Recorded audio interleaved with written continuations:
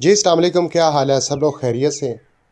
अगर आपने अपने गार्डन में अनार के पौधे लगाए हुए हैं और उनके ऊपर मौसम आने के बावजूद ग्रोथ भी सही नहीं होती, अनार भी नहीं बनते, इस वीडियो में मैं आपसे 2 ऐसी चीज़ें शेयर करूँगा, जिनको आपने फरवरी के महीने में ही अप्लाई करना है। अगर फरवरी के महीने में ये 2 काम कर लेते हैं, 100% पौधों की ग्रोथ भी बहुत अच्छी होगी, बहुत सी ब्रांचेज़ भी बनेंगी, अनार का पौधा हरा-भरा, तरोताज़ा होने के साथ-साथ पौधे के ऊपर बहुत से अनार भी बनेंगे।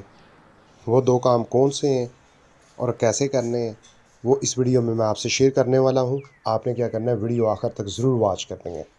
तो चलिए वीडियो शुरू करते हैं, उससे पहले छोटी-सी रिक्वेस्ट है, चैनल को सब्सक्राइब और इस बेल आइकन पर ज़रूर प्रेस करें। तो सबसे पहले बात करते हैं अनार के पौधे की जो ग्रोथ है मौसम सरमा में रुक जाती है, मौसम गर्मा में इसकी ग्रोथ शुरू होती है, यानी कि जैसे ही मिड फरवरी आता है, पौधा नई ब्रांचेज़ और कॉम्प्लेन निकालना शुरू कर देता है और जैसे-जैसे गर्मी में इजाफ़ा होता है, वैसे-वैसे अनार का पौधा दोबारा अच्छे तरीके से ग्रो करना शुरू कर देता है। जब पौधा डोरमेंसी से निकलता है और इसकी ग्रोथ का सीज़न शुरू होता है, यानी कि फरवरी के अंदर, तो उस वक़्त हमने 2 काम करने होते हैं। उनमें सबसे पहला काम ये है कि हमने फंगिसाइड का इस्तेमाल करना है पौधे की ब्रांचेज़ के ऊपर, चाहे ब्रांचेज़ ड्राई नज़र आ रही हैं, चाहे पत्तियाँ झड़ी हुई नज़र आ रही हैं या पौधा डेड दिखाई दे रहा है, तो आपने क्या करना है, पौधे के ऊपर किसी न किसी फंगिसाइड का इस्तेमाल ज़रूर करना है, ताकि पौधे की ब्रांचेज़ में जितनी भी मौजूद फंगस हो, वो डीएक्टिव हो, पौधे की खुश्क ब्रांचेज़ दोबारा से हरी हो सकें। तो उसके लिए आपने क्या करना है, इस तरह 1 लीटर पानी लेना है, 1 लीटर पानी के अंदर 1 चम्मच का 5वां हिस्सा किसी न किसी फंगिसाइड पाउडर का डाल के मिक्स करना है और पौधे के ऊपर इस तरीके से शावर करना है। सेकंड नंबर पर आपने काम क्या करना है, जो फंगिसाइड बच चुका है, जितना ये फंगिसाइड है इतना ही सादा पानी लें और मिक्स करने के बाद आपने क्या करना है, मेन स्टेम के करीब इस तरह हल्का-हल्का डालना है, ताकि ये फंगिसाइड लिक्विड जड़ों में पूरी तौर पर समाए। जैसे ही ये मिट्टी में शामिल होगा, मिट्टी में मौजूद जितनी भी फंगस होगी, कीड़े-मकोड़े होंगे या ऐसे बैक्टीरियाज़ होंगे जो मिट्टी को आलूदा करते हैं, वो ख़त्म होंगे और इसके साथ जड़ों के साथ रूट रॉट की डिज़ीज़ होगी, वो भी ख़त्म होगी। जड़ें अच्छे तरीके से ग्रो करने के काबिल हो जाएँगी, जड़ों का फैलाव तेज़ी से होने लगेगा। पहला काम ये करने के बाद दूसरा काम आपने करना है, इस लिक्विड फर्टिलाइज़र का इस्तेमाल करना है। इस लिक्विड फर्टिलाइज़र के अंदर सबसे ज़्यादा मिकदार पाई जाती है नाइट्रोजन की। नाइट्रोजन कहाँ पे काम करेगा? पौधे की ब्रांचेज़ और पत्तियों पर। चूँकि हमें इस वक़्त फूल या फल नहीं चाहिए और ना ही आएँगे, तो हमें क्या करना है? पौधे को घना बनाना है। इसकी ब्रांचेज़ में इज़ाफ़ा करना है, पत्तियों में इज़ाफ़ा करना है, पौधे की हेल्थ को बेहतर बनाना है। तो उसके लिए आप इस लिक्विड फर्टिलाइज़र का इस्तेमाल करें।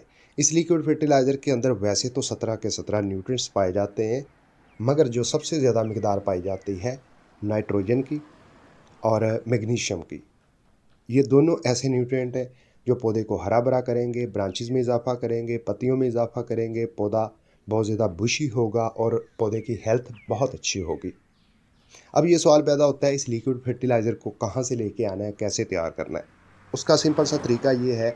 इंटरप्ट करने के लिए मुआज़रत चाहता हूँ। मुझे बस यही कहना था कि वीडियो को लाइक और चैनल को सब्सक्राइब कर लें। आपका दिल से शुक्रिया। कि आपने सब्जियों के छिलके इकट्ठे करने हैं और एक जार में डाल देने हैं। 2 से 3 दिन के बाद पानी का कलर तब्दील हो जाएगा, छिलकों के अंदर जितने भी न्यूट्रिएंट्स होंगे वो पानी के अंदर शामिल हो जाएंगे, पानी भी थोड़ा-सा थिक हो जाएगा। तो उसके बाद आपने क्या करना है, पानी को छान लेना है। जितना ये लिक्विड है उससे दुगनी मिकदार में सादा पानी लेना है।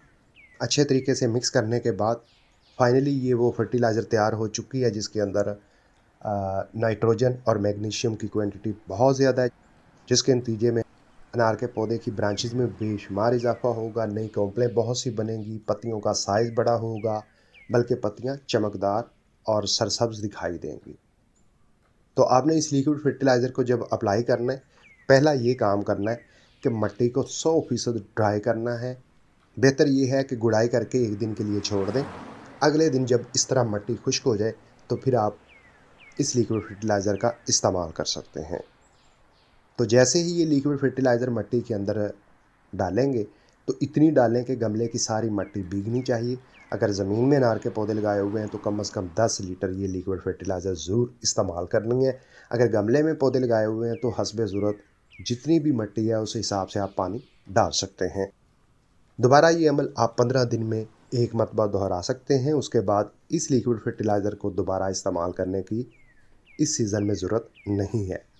जैसे ही ये लिक्विड फर्टिलाइज़र मिट्टी में शामिल होगी, मिट्टी से 17 न्यूट्रिएंट्स की कमी पूरी होगी, जड़ें बहुत ज़्यादा हेल्थी होंगी, पौधा ऊपर से बहुत ज़्यादा घना होगा। 1 हफ्ते के अंदर आपको रिज़ल्ट नज़र आएगा। अगर वीडियो में बताई गई इन दोनों बातों को आप ज़हन में रखेंगे और अभी से अनार के पौधे के लिए ये 2 काम कर लेंगे तो यकीनन आपको सीज़न में बहुत सी फ्रूटिंग मिल सकती है। मुझे उम्मीद है वीडियो में बताई गई इन्फॉर्मेशन आपको पसंद आई होगी। वीडियो अच्छी लगी है लाइक कर दें, कोई राय हो कमेंट में ज़रूर लिखें। अपना बहुत सा ख्याल रखिएगा। अल्लाह हाफ़िज़।